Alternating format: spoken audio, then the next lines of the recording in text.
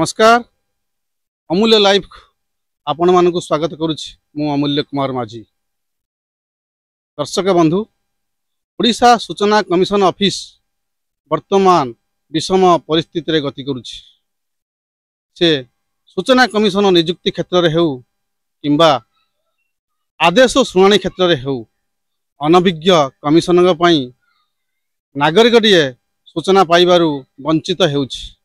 आसंतु अधिक कथबार्ता हेबा से विषय आम सहित फोन लाइन ले जोड़ी हुई रही ओडिशार चर्चित चेहरा जनाशुना व्यक्तित्व राजनेता ठारू साधारण जनता जहाँ को जानती समाजसेवी ठारू परिवेशविद पर्यंत जहाँ को जानती से हेउचंती ओडिशार आरटीआई उपरे काम करुवा सबुठु बड़ प्लाटफर्म ओडिशा सूचना अधिकार अभियान राज्य आवाहक श्री प्रदीप कुमार प्रधान।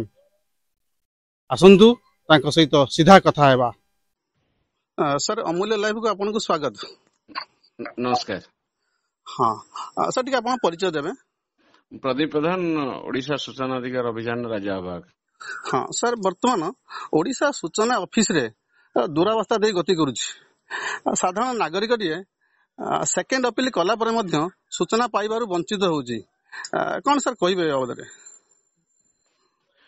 नहीं सूचना कमिशन ने तो सेकेंड अपील केस गुड़ा बहुत डेरी रे शुणाणी होउची कारण कमिशन नथिले एबे तो कमिशन अपॉइंटमेंट हेइचंदी आ 2021 मसियार केस पेंडिंग रही शुणाणी एबे कमिशन आरंभ करछंती किंतु कमिशन मात्र दिन को 5टी 10टी केस शुणाणी करछंती। तो 5टी 10टी केस शुणाणी करले ये केस गुड़ा फैसला हेइ परिबो नाही एवं कमिशन माने 5 ରୁ 10ଟି केस शुणाणी करछंती 15-20 मिनिट अधघंटा भीतर छाड़ दउछंती तापर से कोन करछंती केही जानंतीनी।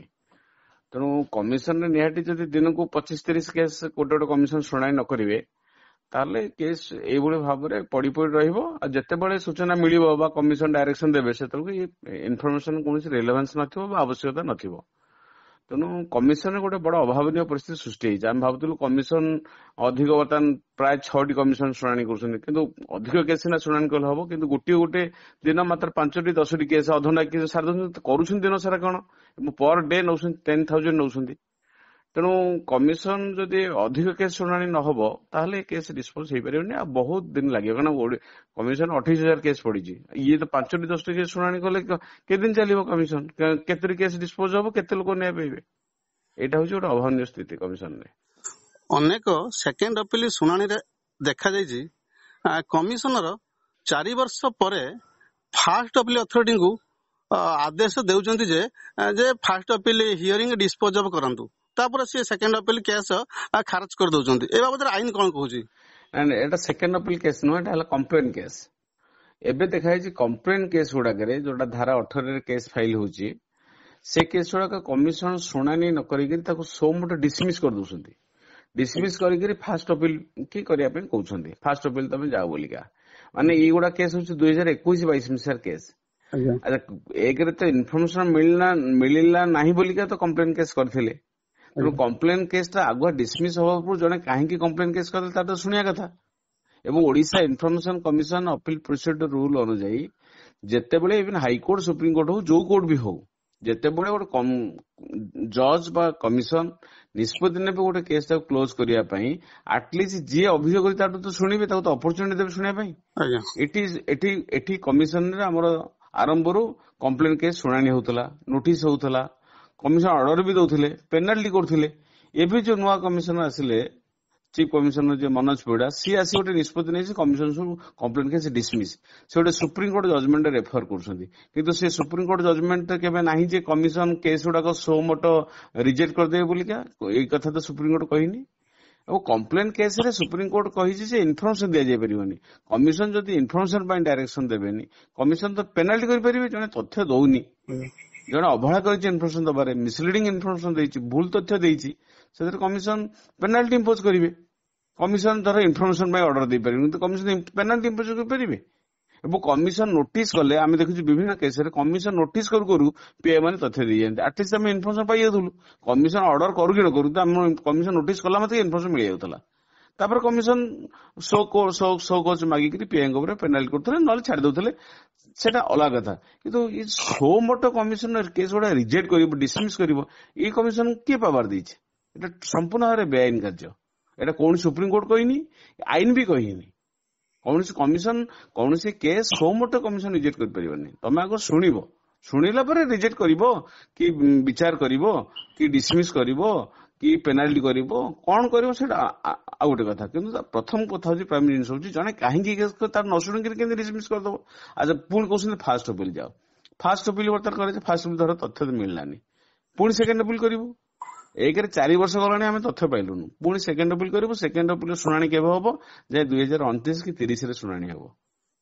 ମାନେ ଗୋଟିଏ ଇନଫର୍ମେସନ ଯୋଉଟା 2021 ରେ ମିଳିବା କଥା, ଆମେ 2030 ରେ ପାଇବୁ। ସେ 2030 ଲୋକ ବଞ୍ଚି ନଥିବ, ମରିଯିବ। ନା ଯୋଉ ବି ଅଫିସର ତଥ୍ୟ ବି ସିଏ ବି ମରିଯାଇଥିବ ସେତେବେଳକୁ, ତାହେଲେ ତାର ଲାଭ କଣ ଅଛି? ଏଇଭଳିଆ କମିଶନ ରହିଲେ କେତେ, ନ ରହିଲେ କେତେ, ଏଇଟା ହଉଛି ବାସ୍ତବ ସ୍ଥିତି।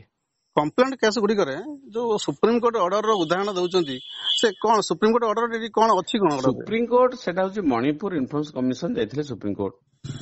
ମଣିପୁର ସେଠି ଜଣେ ସେକ୍ସନ 18 ରେ ଜଣେ କମ୍ପ୍ଲେନ କରିଥିଲେ। ତାପରେ ମଣିପୁର ଇନଫର୍ମେସନ କମିଶନ ଅର୍ଡର କଲା ଯେ ଇନଫର୍ମେସନ ଦିଅ।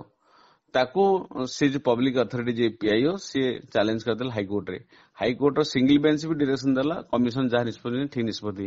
ପୁଣି ସେକେଣ୍ଡ ଡିଭିଜନ ବେଞ୍ଚ ଗଲା, ଡିଭିଜନ ବେଞ୍ଚଟା ରିଜେକ୍ଟ କଲା ଯେ କମ୍ପ୍ଲେନ କେସରେ ତଥ୍ୟ ଦିଆଯାଇପାରିବନି। ସେଥିପାଇଁ ମଣିପୁର ଇନଫର୍ମେସନ କମିଶନ ଯାଇଥିଲେ ସୁପ୍ରିମକୋର୍ଟ। ସୁପ୍ରିମକୋର୍ଟ କହିଲେ ଯେ ସେକ୍ସନ 18 ସେକ୍ସନ 19 ଗୋଟା ଅଭିଯୋଗ ବ୍ୟବସ୍ଥା ଓ ଅପିଲ ବ୍ୟବସ୍ଥା ଦିଟା ଅଲଗା ଜିନିଷ। ଅଭିଯୋଗ ବ୍ୟବସ୍ଥାରେ କମିଶନ ସୂଚନା ଦେବା ପାଇଁ ଅର୍ଡର କରିପାରିବେ ନାହିଁ, କିନ୍ତୁ ପେନାଲ୍ଟି କରିପାରିବେ। ଆମେ ଯୋଉ ଏଠି ଅଭିଯୋଗ ସବୁ କରୁଛୁ, ଆମେ ପେନାଲ୍ଟି ପାଇଁ ଅଭିଯୋଗ କରୁଛୁ। ତଥ୍ୟ ମିଳିନି ବୋଲି କହିକି ଆମେ ପେନାଲ୍ଟି କଥା କହୁଛୁ। କମିଶନ ତ ପେନାଲ୍ଟି ବିଚାର କରିବେ, ତଥ୍ୟ ଦିଅନ୍ତୁ ନ ଦିଅନ୍ତୁ, କିନ୍ତୁ ପେନାଲ୍ଟି ତ ବିଚାର ହବ। କୋଉଠି ସୁପ୍ରିମକୋର୍ଟ ଜଜମେଣ୍ଟ କହିଛି ଯେ କେସକୁ ଡିସମିସ୍ କରିଦବ? କମିଶନକୁ ପାୱାର ଦେଲା କିଏ? ୱାର୍ଲଡରେ ବି କେହି କେସ୍ ଡିସମିସ୍ କରନ୍ତିନି। ଆଗୁଆ ଶୁଣିବ, ଶୁଣିଲା ପରେ ଡିସମିସ୍ କରିବ କି ରିଜେକ୍ଟ କରିବ କି ଡିସ୍ପୋଜ କରିବ, ଯାହା କରିବ। କିନ୍ତୁ ଯିଏ କରିଛି ତାଠୁ ଶୁଣ, ସେ କାହିଁ କରିଛି। ତମେ ସୋ ମୋଟୋ କେମିତି ରିଜେକ୍ଟ କରିବ ଫାଷ୍ଟ ଅପିଲ ଯାଏ ବୋଲି କହୁଛ? ଏଇଟା କମିଶନ ପ୍ରାକ୍ଟିସ ହିଁ ନଥିଲା, ଇଏ ନୂଆ ଆସି ଆରମ୍ଭ କରୁଛନ୍ତି। ପ୍ରୋବ୍ଲେମ ହେଇଛି ବର୍ତ୍ତମାନ ଯୋଉ 28,000 କେସ୍, ୟାଙ୍କର କାପାସିଟି ନାହିଁ, ଏମାନେ ଶୁଣାଣି କରିପାରୁନାହାନ୍ତି, ତାଙ୍କର ଏକ୍ସପର୍ଟାଇଜ ନାହିଁ, ଏକ୍ସପିରିଏନ୍ସ ନାହିଁ। କେସ୍ କେମିତି ଡିସ୍ପୋଜ ଦେଖେଇବେ, ଆମେ ଏତେ ଡିସ୍ପୋଜ କଲେ ବୋଲିକା ଶୋ କରିବା ପାଇଁ କେହି କାମ କରିଛନ୍ତି, ନହେଲେ ଆଉ କିଛି କାରଣ ନାହିଁ। ଲ୍ୟାକ୍ ଅଫ୍ ନଲେଜ ପାଇଁ ବଳି ପଡୁଛନ୍ତି ସାଧାରଣ ନାଗରିକ ମାନେ। ସେମାନେ ଫାଷ୍ଟ ଅଥରିଟି ପାଖକୁ କେସ୍ ପଠେଇ ଦେଇ କେସ୍ ଖାରଜ କରିଦଉଛନ୍ତି। ଏଠି ଆମେ ଦାୟୀ କାହାକୁ କରିବା? ଦାୟୀ କମିଶନକୁ। କମିଶନ ଦାୟୀ ଏଥିପାଇଁ, ରାଜ୍ୟ ସରକାର ଦାୟୀ। ଏଇଭଳିଆ ଲୋକଙ୍କୁ ବାଛିକିରି କମିଶନ କରିବା ନଥିଲା ସରକାରଙ୍କର, ସରକାର ଭୁଲ କରିଛନ୍ତି। କମିଶନ ଆରଟିଆଇ ବ୍ୟବସ୍ଥାକୁ ବରବାଦ କରିଦେବେ ମାନେ। କମିଶନର ମନୋନୟନ କ୍ଷେତ୍ରରେ କଣ ଆରଟିଆଇ ଆକ୍ଟ ନିୟମ ଠିକ ଲାଗୁ? କମିଶନର ମନୋନୟନ କ୍ଷେତ୍ରରେ ଆଦୌ ଟ୍ରାନ୍ସପାରେନ୍ସି ନାହିଁ। ଯିଏ ଧରାଧରି କରିକି ଆସିଲା ସେକୁ ଏମାନେ ଭର୍ତ୍ତି କଲେ। କୌଣସି ଟ୍ରାନ୍ସପାରେନ୍ସି ନାହିଁ, କାହା ପାଇଁ କୌଣସି ଇଣ୍ଟରଭ୍ୟୁ ହୁଏନି କି କିଛି ନାହିଁ। ଯିଏ ଯାହା ଧରାଧରି କରିକି ଆସିଲେ ତାଙ୍କୁ କମିଶନ ଏମାନେ କରିଦେଲେ। ଏଟା ଗୋଟେ ଥଇଥାନ କେନ୍ଦ୍ର ହେଇଯାଇଛି ନବୀନ ପଟ୍ଟନାୟକ ସମୟରୁ। ଏବେ ବି ସେ ଟ୍ରେଣ୍ଡଟା ଚାଲିଛି, ସରକାର ପରିବର୍ତ୍ତନ ହେଲେ ବି ଟ୍ରେଣ୍ଡଟା ଚାଲିଛି। Thank you.